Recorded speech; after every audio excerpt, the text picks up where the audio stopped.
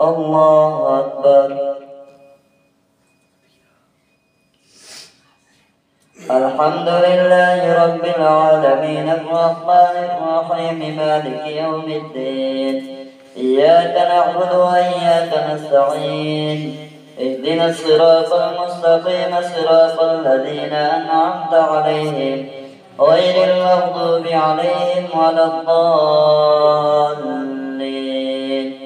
سل بني إسرائيل كم آتيناهم من آية بينة ومن يبدل نعمة الله من بعد ما جاءته فإن الله شديد العقاب.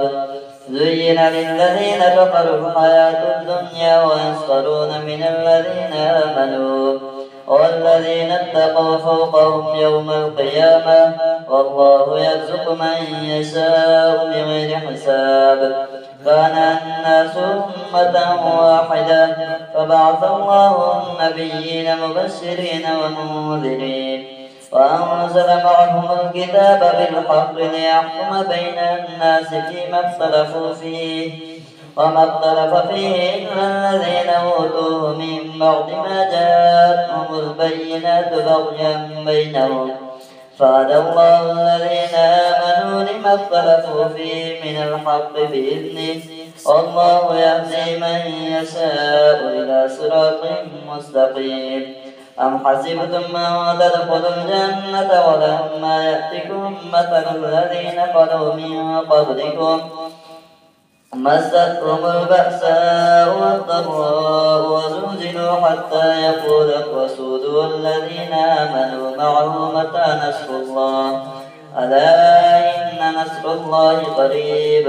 يسألونك ماذا ينفقون قل ما أنفقتم من خير فللوالدين والأقربين واليتامى والمساكين وابن السبيل وما تفعلوا من خير فإن الله به عليم. كتب عليكم القتال وهو كره لكم وعسى أن تكرهوا شيئا وهو خير لكم وعسى أن تحبوا شيئا وهو شر لكم والله يعلم وأنتم لا تعلمون. يسألونك عن الشهر الحرام قتال فيه قل قتال فيه كبير وصد عن سبيل الله وكفر به والمسجد الحرام وإخراج أهله منه أكبر عند الله والفتنة أكبر من القتل ولا يزالون يقاتلونكم حتى يردوكم عن دينكم إن استطاعوا ومن يرتد منكم عن دينه فيمت وهو كافر فأولئك حبطت أعمالهم في الدنيا والآخرة وأولئك أصحاب النار هم فيها خالدون. إن الذين آمنوا والذين هاجروا وجاهدوا في سبيل الله أولئك يرجون رحمة الله والله غفور رحيم. يسألونك عن الخمر والميسر قل فيهما إثم كبير ومنافع للناس وإثمهما أكبر من نفعهما ويسألونك ماذا ينفقون قل العفو كذلك يبين الله لكم الآيات لعلكم تتفكرون في الدنيا والآخرة. ويسألونك عن اليتامى قل إصلاح لهم خير وإن تخالفوهم فإخوانكم والله يعلم المفسد من المصلح ولو شاء الله لأعنتكم إن الله عزيز حكيم. ولا تنكحوا المشركات حتى يؤمن ولأمة مؤمنة خير من مشركة ولو أعجبتكم ولا تنكحوا المشركين حتى يؤمنوا ولعبد مؤمن خير من مشرك ولو أعجبكم أولئك يدعون إلى النار والله يدعو إلى الجنة والمغفرة بإذنه ويبين آياته للناس لعلهم يتذكرون. ويسألونك عن المحيض قل هو أذى فاعتزلوا النساء في المحيض ولا تقربوهن حتى يطهرن فإذا تطهرن فأتون من حيث أمركم الله إن الله يحب التوابين ويحب المتطهرين نساؤكم حرث لكم فأتوا حرثكم أن شئتم وقدموا لأنفسكم واتقوا الله واعلموا أنكم ملاقوه وبشر المؤمنين ولا تجعلوا الله عرضة لأيمانكم أن تبروا وتتقوا وتصلحوا بين الناس والله سميع عليم لا يؤاخذكم الله باللغو في أيمانكم ولكن يؤاخذكم بما كسبت قلوبكم والله غفور حليم للذين يؤلون من نسائهم تربص 4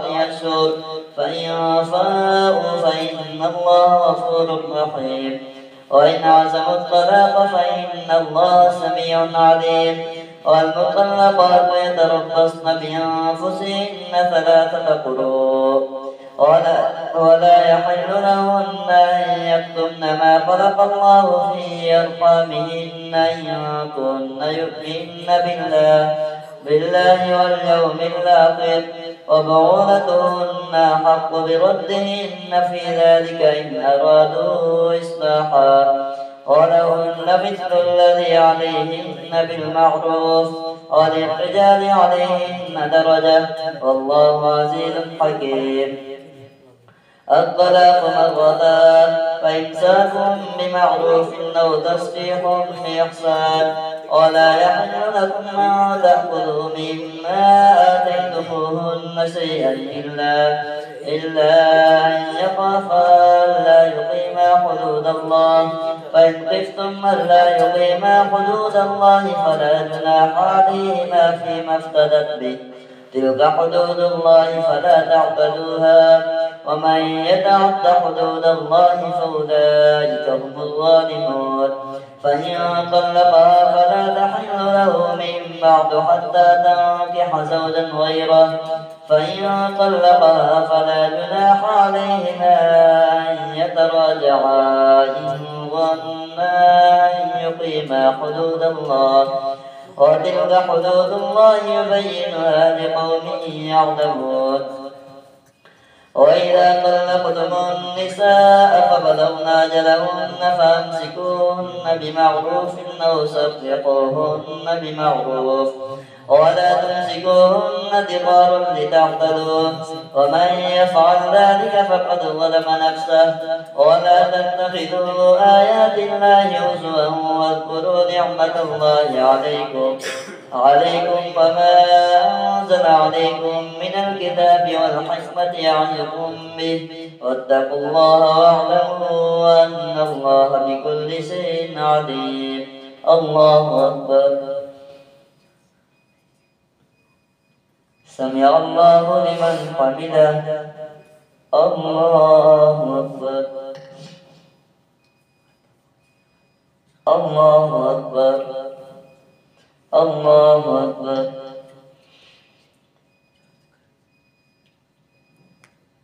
الله أكبر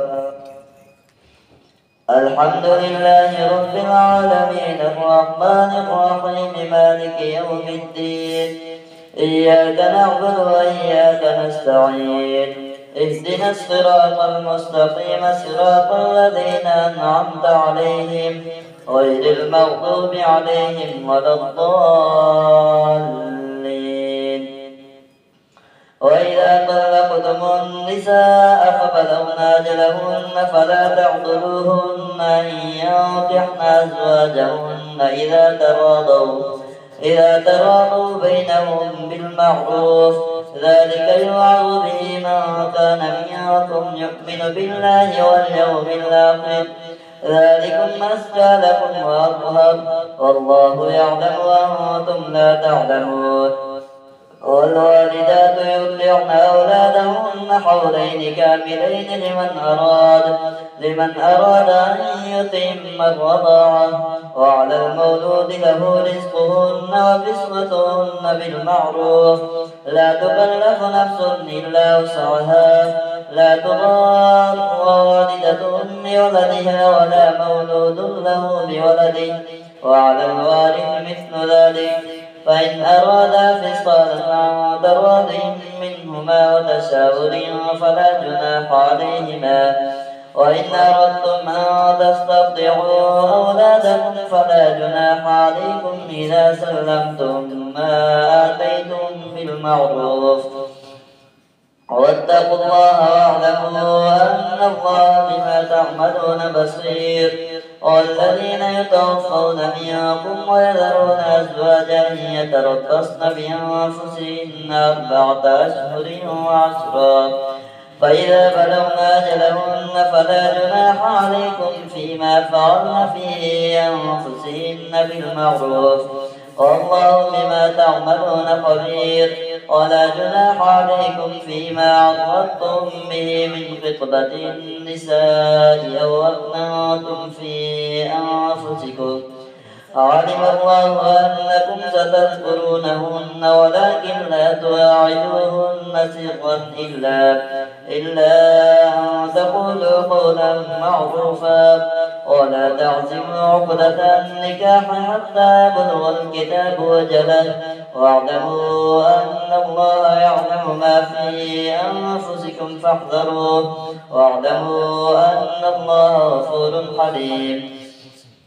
لا جناح عليكم إن طلقتم النساء ما لم تمسوهن أو تفرضوا لهن فريضة، ومتعوهن على الموسع قدره وعلى المقتر قدره متاعا بالمعروف حقا على المحسنين. وإن طلقتموهن من قبل أن تمسوهن وقد فرضتم لهن فريضة فنصف ما فرضتم إلا أن يعفون أو يعفو الذي بيده عقدة النكاح، وأن تعفوا أقرب للتقوى ولا تنسوا الفضل بينكم إن الله بما تعملون بصير. حافظوا على الصلوات والصلاة الوسطى وقوموا لله قانتين. فإن خفتم فرجالا أو ركبانا فإذا أمنتم فاذكروا الله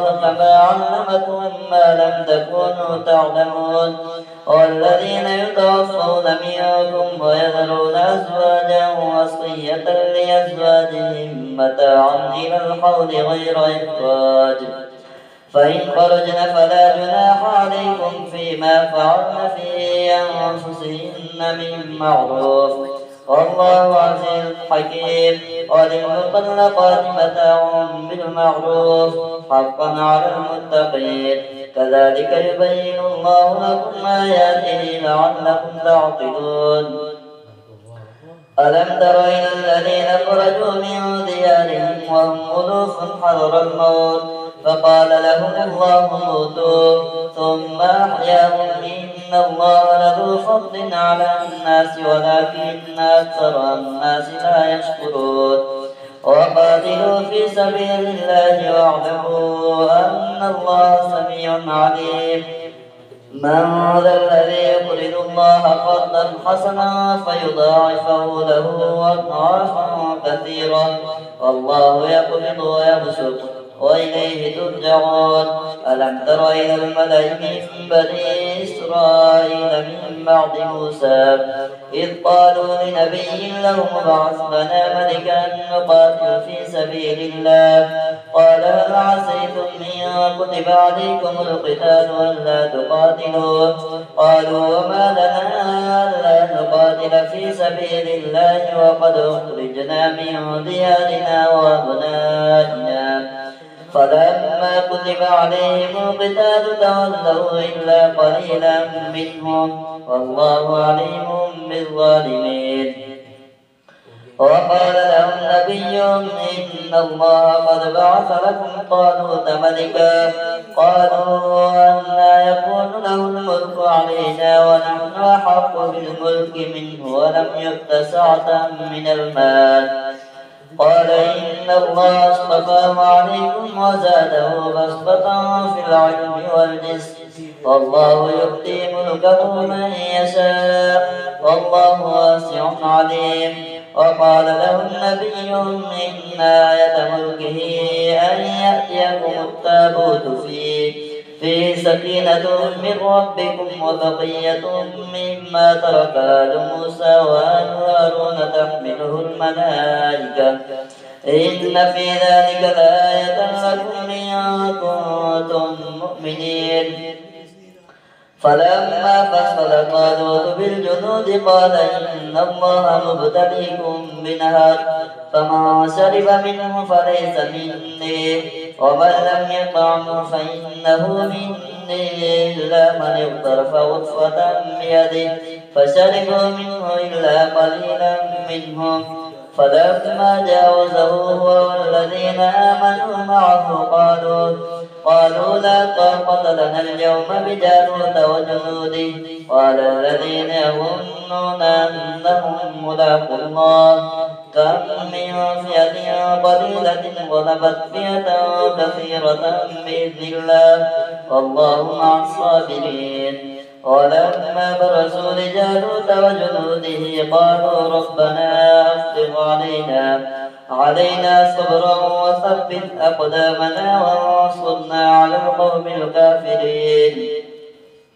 فهزموهم بإذن الله وقتل داود جالوت وآتاه الله الملك والحكمة وعلمه مما يشاء.